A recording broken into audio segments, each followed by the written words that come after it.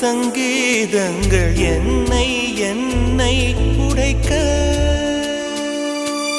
கண்களை திறந்து கொண்டு நான் கனவுகள் காணுகிறேன். கண்களை மூடிக்கொண்டு நான் காட்சிகள் தேடுகிறேன். உன் பொன்விரல் தொடுகையிலே நான் பூவாய் மாறுகிறேன். பூமியில் நாம் வாழும் காலம் தோறும் உண்மையில் என் ஜீவன் உன்னை